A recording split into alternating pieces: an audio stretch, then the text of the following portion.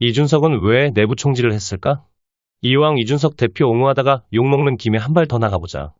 이준석을 반대하는 사람들의 윤석열 대통령 포함 공통된 지적은 당대표답지 않게 내부 총질했다는 것이다. 그 내부 총질이란 무엇인가? 이 내부 총질의 혐의를 받게 된 것은 대선 초기에 이 대표의 윤석열 후보에 대한 목리일 것이다. 윤 대표와 윤핵관 중심의 선거운동에 대한 이견을 강력하게 몸을 던져서 저항한 것이다. 그럼 왜 그랬을까? 이준석이 이준석을 비판하는 사람들의 생각처럼 지도자의 기본적인 태도와 덕성이 부족한 사람이라서 성정이 성숙하지 못해서 치기 어린 짓을 한 것일까? 나는 이준석과 강적들이라는 프로그램에서 그리고 나와 생각을 같이 하는 자유주의자들의 모임인 BTL 모임의 게스트로서 그를 가까이서 비교적 긴 시간 이야기를 나누어 본 사람이다. 그는 그를 비판하는 사람들이 생각하는 애송이가 아니다. 그는 한국의 정치사에서 큰 경랑이 지나간 정치에서 10년 이상을 굴러온 베테랑 정치인이다. 누구보다 정치의 흐름을 읽고 나름의 전략과 철학을 갖추고 현실적인 네트워크를 갖고 있는 사람이다. 한마디로 닳고 다른 직업 정치인인 것이다. 그런 그가 대선 후보와 각을 세우며 전통적인 대표의 역할과 다른 행동을 한 것이 많은 사람들이 생각하는 생각이 모자라고 성정이 격한 유화병적인 조건반사적 반응의 결과란 말인가. 그가 윤석열 후보와 그를 둘러싼 윤핵관들에게 극단적 방법으로 저항한 배경을 이렇게 생각할 수는 없을까? 윤석열 후보는 그의 자신감과 무관하게 정치 신인이고 정치 문외한으로 보였을 가능성이 크다.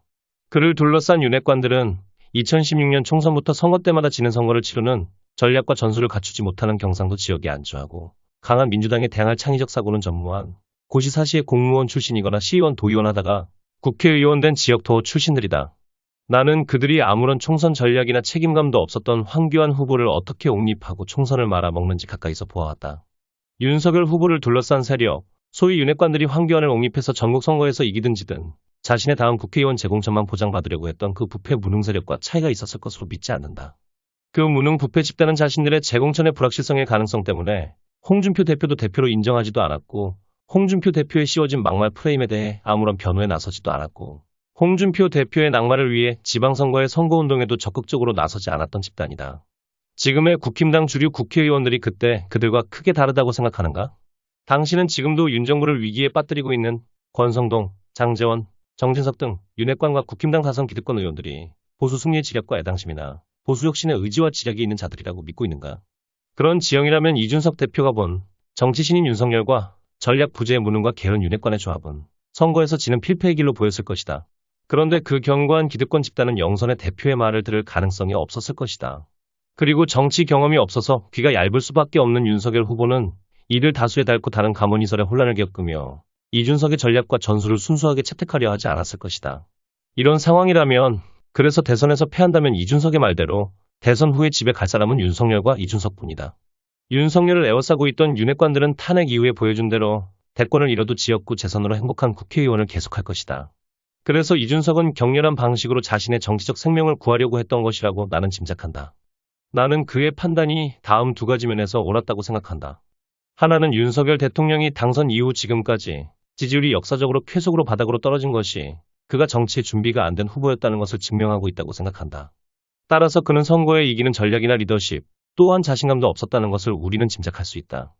또 하나는 그는 안철수와의 단일화를 반대했었다. 그와의 단일화가 대선에 도움이 안 될 것이라는 데이터에 입각한 분석을 믿었다. 결과는 단일화 이후에 윤석열과 이재명의 지지율 격차는 급격하게 좁혀졌다. 안철수 지지 세력이 보수 일변도가 아니었고 단일화의 위협을 느낀 심상정 지지자들이 이재명 지지로 급선회했기 때문이다.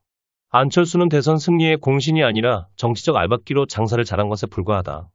이는 이준석 대표가 일관되게 주장했던 바다. 이런 결과는 이준석 대표가 대선 흐름을 비교적 정확하게 읽고 있었다는 반증이 된다.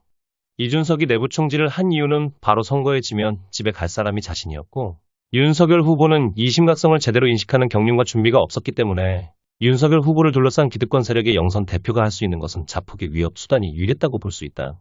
그는 세대 포이론과 서진정책, 디지털 선거운동, 보수당을 혐오하던 청년층을 젠더 이슈로 갈라서 남성 청년이라고 끌고 들어오는 전략이 있었고 그 전략은 정확하게 대선 승리에 기여했다.